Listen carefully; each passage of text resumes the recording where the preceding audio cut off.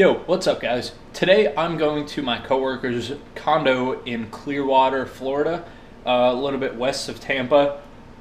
It just started raining out where I'm at here in Orlando, but this is Florida and it rains every 5 minutes here. So I'm hoping it's going to be nice there, fingers crossed.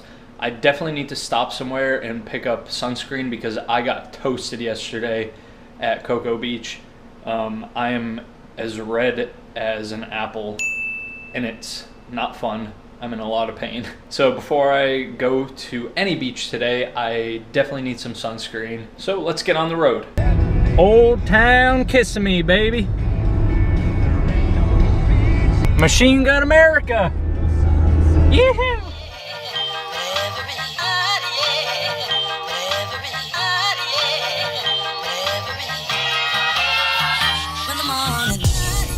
And yet again, another car crash.